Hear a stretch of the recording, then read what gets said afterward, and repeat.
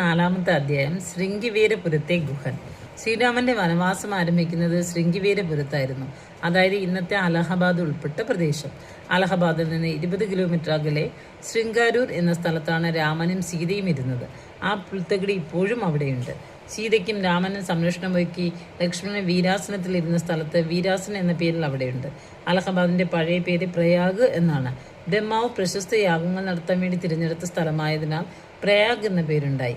1920 മഹാത്മാഗാന്ധി അഹിംസാ സമരം ആരംഭിക്കുന്നതും പ്രയാഗിൽ വെച്ചാണ്.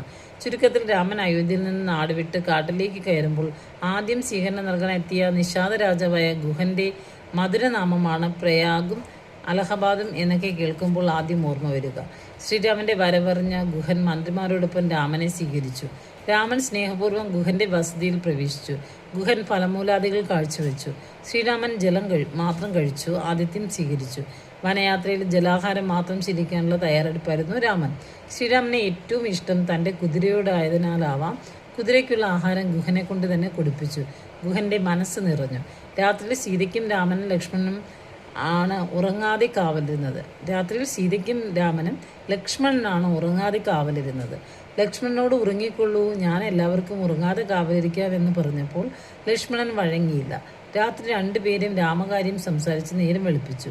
പ്രഭാതമായി രാമനും ലക്ഷ്മണനും സീതാസമേതം സിന്ധക നദി കടക്കാൻ പുറപ്പെട്ടു. തോണിയുമായി ഗുഹൻ നദിക്കരയിലെത്തി. ഗുഹൻ കൊണ്ടുവന്ന വൃക്ഷക്കറ കൊണ്ട് ശ്രീരാമനും ലക്ഷ്മണനും മുടി ജടയാക്കി. ഗുഹൻ തോണി തുഴഞ്ഞു. ആത്മീയമായ അനുഭൂതിയിൽ ഗുഹൻ മയങ്ങിപ്പോയി. മറുകരയിലെത്തിയത് അറിഞ്ഞതേയില്ല. രാമനും സീതയും ലക്ഷ്മണനും തോണിയിൽ നിന്ന് ഇറങ്ങി നടന്നു. അപ്പോഴത്തെ ഗുഹനും പുറകെ നടന്നു വരുന്നു. രാമന് ഗുഹന്റെ കറപുറലാത്ത സ്നേഹം തിരിച്ചറിഞ്ഞു. നിന്റെ സ്നേഹം അതുല്യം, എന്തൊരു ആതിഥ്യ മര്യാദ! നിന്റെ രാജ്യം തന്നെ എനിക്ക് സമർപ്പിച്ച ജന്മം കൊണ്ട് എനിക്ക് 3 സഹോദരങ്ങളാണുള്ളത്. ഇന്നു മുതൽ എൻ്റെ 4ാമത്തെ അനുജനാണ് ഗുഹൻ. ശ്രീരാമൻ ഗുഹനെ കെട്ടിപ്പിടിച്ചു. എന്നിട്ട് അനുഗ്രഹം നൽകി. എൻ്റെ അനുജൻ അയോധ്യയിലെ രാജാവായി സത്വർണം കാഴ്ചവെക്കുന്നത് പോലെ നീ ശൃംഗേരിപുരം ഭരിച്ച് നിഷാദവർഗത്തെ സംരക്ഷിച്ച് ശ്രേഷ്ഠ രാജ്യമാക്കി മാറ്റുക. കീർത്തിമാനായി നിന്നെ ലോകം വാഴ്ത്തും. രാമന്റെ അനുഗ്രഹം ഗുഹനെ സംതൃപ്തനാക്കി. സ്വന്തം രാജ്യത്തെ സമ്പൽ സമൃദ്ധിയിലേക്ക് നയിച്ചു. ഭരതൻ കേകയത്തിൽ നിന്നും മടങ്ങി വന്നപ്പോൾ ശൃംഗിവേരപുരത്തിൽ വന്ന് ഗുഹനെ സന്ദർശിച്ചു. രാമായണത്തിലെ ഒരു പുണ്യപുരുഷനാണ് ഗുഹൻ. 25ാമത്തെ അധ്യായം സുമിത്ര, ഇരട്ടക്കുട്ടികളുടെ അമ്മ.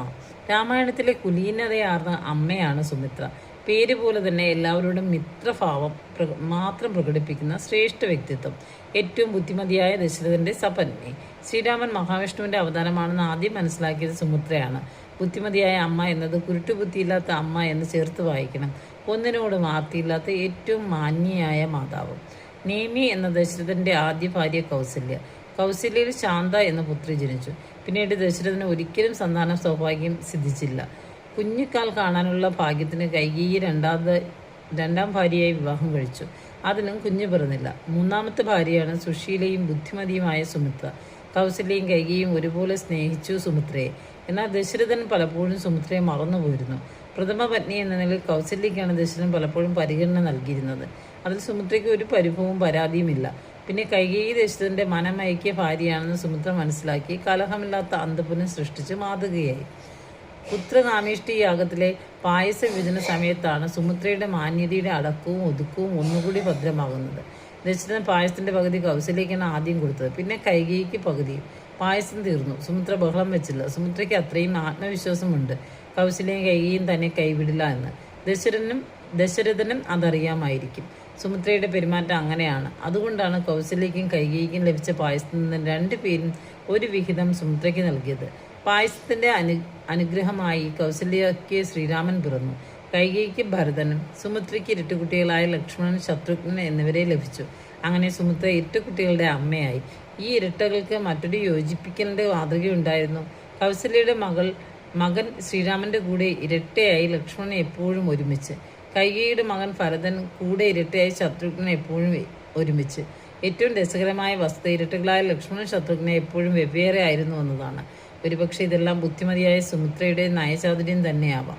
രാമായണത്തിലെ ഏറ്റവും ശ്രേഷ്ഠമായ വരികൾ സുമിത്രയിലൂടെയായിരുന്നു കവി നമുക്ക് സമ്മാനിക്കുന്നത്. അത് സുമിത്രയ്ക്കുള്ള ഏറ്റവും വലിയ പുരസ്കാരമാണ്. രാമനെ ദശരഥനെന്നും സീതയെ ഞാനെന്നും കാടിനെ അയോധ്യയെന്നും കരുതുക. ലക്ഷ്മണ, നിനക്ക് ശുഭയാത്ര.